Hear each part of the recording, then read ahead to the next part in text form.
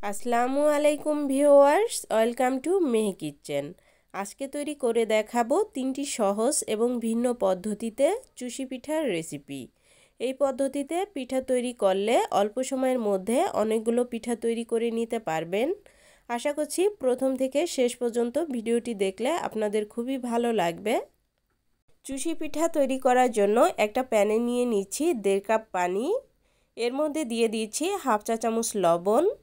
চুলার আঁচ মিডিয়ামে রেখে এই পানিটাকে জাল করে নিব। যখন পানিটা এরকম ফুটতে শুরু করবে এ পর্যায়ে 1.5 কাপ পানির মধ্যে আমি 1.5 কাপ শুকনো চালের গুঁড়া দিয়ে দিচ্ছি। আর এটা কিন্তু আতপ চালের গুঁড়া।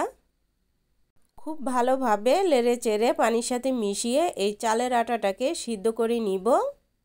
দেখতেই পাচ্ছেন চালের আটাটা কিন্তু খুব ভালোভাবে সিদ্ধ হয়ে গেছে।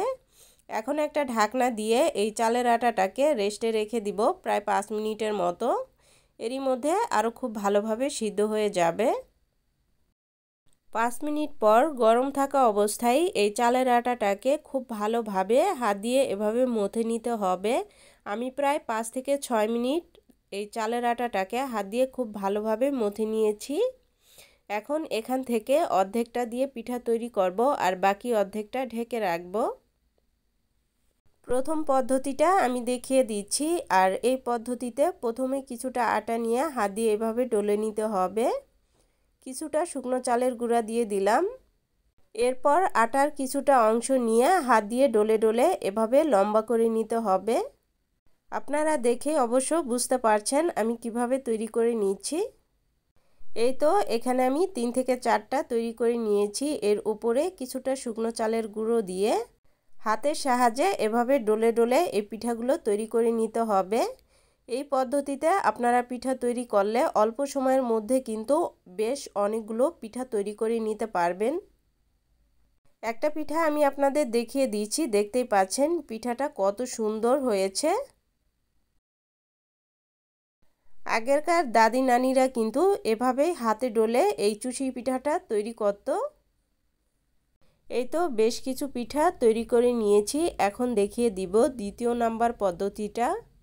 দ্বিতীয় নাম্বার পদ্ধতিতে পিঠা তৈরি করতে হলে নখের সাহায্যে কিছুটা আটা নিয়ে হাত দিয়ে এভাবে ডলে ডলে পিঠা তৈরি করে নিতে হবে। আপনারা যদি প্রথম পদ্ধতিতে পিঠা তৈরি করতে না পারেন তাহলে দ্বিতীয় নাম্বার পদ্ধতিতেও পিঠা তৈরি করলে অল্প সময়ের মধ্যে বেশ অনেকগুলো পিঠা তৈরি করে নিতে পারবেন। দেখতেই পাচ্ছেন এই পদ্ধতিতে পিঠা তৈরি করলেও কিন্তু পিঠাগুলো খুবই সুন্দর হয়। এখন তৃতীয় পদ্ধতিতে পিঠা তৈরি করে দেখাবো। এজন্য বাকি আটাটার উপরে কিছুটা শুকনো চালের গুঁড়ো দিয়ে দিচ্ছি।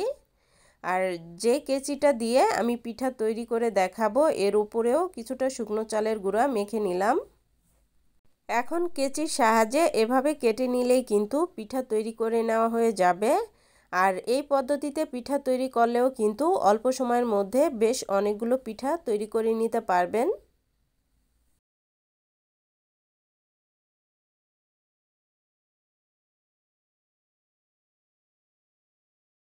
কেচির সাহায্যে কেটে পিঠাগুলো তৈরি করতে না চাইলে এভাবে কেচির সাহায্যে কেটে হাত দিয়েও এভাবে ডলে ডলে পিঠাগুলো তৈরি করে নিতে পারবেন। দেখতেই পাচ্ছেন এটাও কিন্তু খুবই সহজ একটা পদ্ধতি। আমি 3টা পদ্ধতি দেখিয়ে দিলাম, আপনাদের যার যেরকম সুবিধা হয় সেই পদ্ধতিতেই কিন্তু চুষি পিঠা তৈরি করে নিতে পারবেন। পিঠার মধ্যে কিছুটা শুকনো চালের গুঁড়া দিয়ে দিলাম, এতে করে একটা পিঠা আরেকটার গায়ে লেগে যাবে না।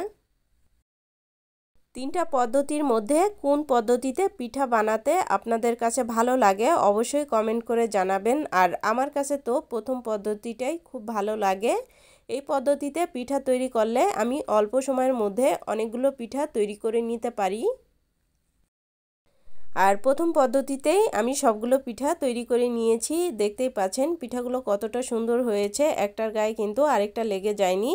এখন এই পিঠাগুলো আমি রান্না করার জন্য চলে যাব।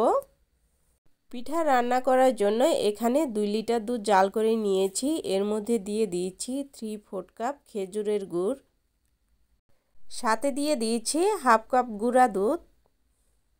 এখন দিয়ে দিয়েছি হাফ কাপ চিনি। আপনারা যদি খেজুরের গুড় 1 কাপ নেন সেক্ষেত্রে 1/4 কাপ চিনি দিবেন। দিয়ে দিয়েছি হাফ চা চামচ লবণ। 2টা এলাচ দিয়ে দিলাম। এখন এই দুধটাকে খেজুরের গুড়ের সাথে জাল করে নিব। যখন এরকম সুন্দর একটা কালার চলে আসবে আর দুধটাও এরকম ফুটে উঠবে, এ পর্যায়ে আমি পিঠাগুলো দিয়ে দিচ্ছি। প্রথমবার পিঠাগুলো দেওয়ার পর যখন পিঠাগুলো ভেসে উঠবে আর দুধেও এরকম বলক চলে আসবে, এ পর্যায়ে পিঠাগুলো দিতে হবে। সাথে সাথে পিঠাগুলো দেওয়া যাবে না, এতে করে পিঠাগুলো ভেঙে যেতে পারে। প্রত্যেকবারে এভাবে বলক ওঠার পর পিঠাগুলো দিতে হবে, তাহলে কিন্তু পিঠাগুলো এভাবে ভেসে উঠবে। এখন এই পিঠাগুলোকে রান্না করে নিব 8 থেকে 10 মিনিটের মতো। 8-10 মিনিট রান্না করে নেওয়ার পর পিঠাগুলো যখন এরকম সিদ্ধ হয়ে যাবে আর পিঠার রসটাও এরকম ঘন হয়ে যাবে, এ পর্যায়ে আমি চুলাটা বন্ধ করে দিচ্ছি। কেননা ঠান্ডা হয়ে যাওয়ার পরেও পিঠার এই রসটা অনেকটা ঘন হয়ে যাবে। আমি একটা চামচের সাহায্যে দেখিয়ে দিচ্ছি, দেখতে পাচ্ছেন একটা পিঠাও কিন্তু ভেঙে যায়নি। পিঠাটা কিছুটা ঠান্ডা হওয়ার পর আমি আপনাদের পরিবেশন করে দেখাচ্ছি। ঠান্ডা হওয়ার পর কিন্তু চুষি পিঠাটা আরও অনেক বেশি লোভনীয় মনে হচ্ছে। আপনারা চাইলে এভাবে নারকেল কোড়া দিয়েও পরিবেশন করতে পারেন। আশা করছি রেসিপিটি ভালো লেগেছে। রেসিপিটি ভালো লাগলে অবশ্যই লাইক, কমেন্ট, শেয়ার করবেন। সেই সাথে আমার চ্যানেলটি সাবস্ক্রাইব করে রাখবেন। আজকের মতো এ পর্যন্তই। আল্লাহ হাফেজ।